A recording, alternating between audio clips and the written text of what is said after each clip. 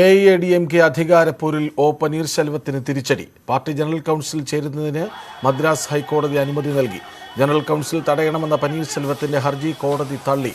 വിധി വരുന്നതിന് മുൻപേ ചെന്നൈയിലെ പാർട്ടി ആസ്ഥാനത്ത് OPS, EPS വിഭാഗങ്ങൾ തമ്പടിച്ചു. ഇരു വിഭാഗങ്ങളും തമ്മിലടിച്ചു.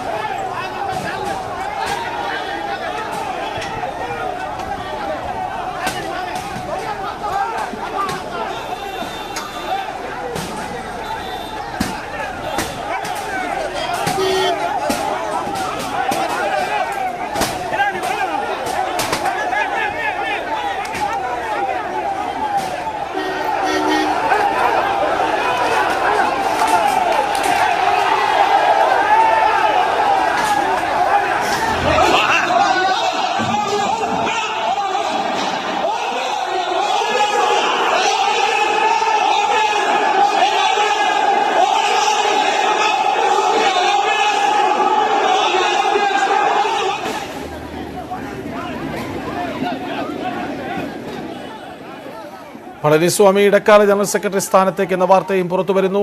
MG മിഥുൻ ഒപ്പം ചേരുന്നു. മിഥുൻ, വിവരങ്ങൾ.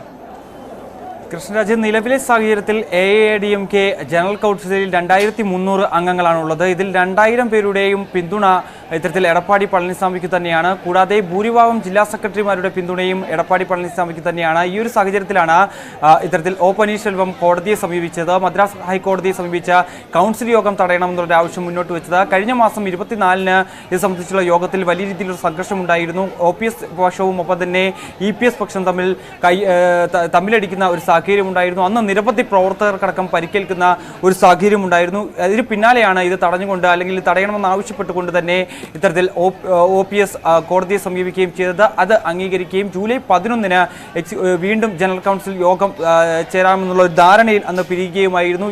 ഇതിനെതിരെ നൽകിയ ഹർജിയിലാണ് ഇപ്പോൾ ഒ പനീർശെൽവത്തിന് തിരിച്ചടിയായിക്കൊണ്ട് ഈ ജനറൽ കൗൺസിൽ യോഗം ചേരാമെന്നുള്ള നിലപാട് കോടതി വ്യക്തമാക്കുകയും ചെയ്തിരിക്കുന്നത്. എന്തായാലും ജനറൽ സെക്രട്ടറി സ്ഥാനത്തേക്ക് ഇപ്പോൾ എടപ്പാടി പളനിസ്വാമി കടന്നു വരുമെന്നുള്ള കാര്യത്തിൽ സംശയമില്ല. ഇപ്പോൾ ഈ AIADMK ആസ്ഥാനത്ത് ഇപ്പോൾ ഈ ജനറൽ കൗൺസിൽ യോഗം ആരംഭിച്ചിട്ടുണ്ട് എന്നാണ് മനസ്സിലാക്കാൻ സാധിക്കുന്നത്. നമ്മൾ അതിൻ്റെ ദൃശ്യങ്ങളൊക്കെ തന്നെ അല്പസമയത്തിനകം തന്നെ പുറത്തുവിടുകയും ചെയ്യും. ഇപ്പോൾ കാണുന്നത് പോലെ തന്നെ രാവിലെ മുതൽ തന്നെ ഈ ഒരു കോടതി വിധി വരുന്നതിന് മുമ്പ് തന്നെ ACC ആസ്ഥാനത്ത് OPS പക്ഷവും ഒപ്പം തന്നെ EPS പക്ഷവും ആദ്യം തന്നെ തമ്പടിക്കുകയും ചെയ്തിരുന്നു. അതിന് പിന്നാലെയാണ് വലിയ സംഘർഷത്തിലേക്ക് പോയത്. ഈ AIADMK ഓഫീസിനകത്തേക്ക് പ്രവർത്തകർ ഇരച്ചു കയറുകയും തമ്മിലടി രൂക്ഷമാവുകയും ചെയ്യുകയായിരുന്നു. ഇതിനിടയിൽ ഒരാൾക്ക് കുത്തിയേൽക്കുകയും ചെയ്യുകയും ചെയ്തു. ഇയാളുടെ നില അതീവ ഗുരുതരമായി തുടരുന്നു എന്നാണ് മനസ്സിലാക്കാൻ സാധിക്കുന്നത്. നിരവധി പ്രവർത്തകർക്കും ഈ ഒരു ഘട്ടത്തിൽ പരിക്കേൽക്കുകയും ചെയ്തിട്ടുണ്ട്. നിലവിലെ സാഹചര്യത്തിൽ ഞാൻ നേരത്തെ സൂചിപ്പിച്ചതുപോലെ തന്നെ കഴിഞ്ഞ മാസം 24-നാണ് ഈ യോഗം ആദ്യം ചേർന്നത്. ഈ യോഗത്തിലാണ് ഒരു തീരുമാനമുണ്ടാകാതെ പിരിയുകയും വലിയ രീതിയിലുള്ള ബഹളത്തെ തുടർന്ന് പിന്മാറേണ്ടിയും വന്നത്. അന്ന് ധാരണയായത് ജൂലൈ 11-ന് ഈ ഒരു യോഗം ചേരാമെന്നുണ്ടായിരുന്നു. പക്ഷേ അത് വലിയ രീതിയിൽ തിരിച്ചടി ഉണ്ടാകുന്ന ഒരു കണക്കുകൂട്ടൽ OPS പക്ഷത്തിനുണ്ടായിരുന്നു. അതേ സമാന സാഹചര്യം നിലവിലുണ്ടായിരിക്കുന്നു.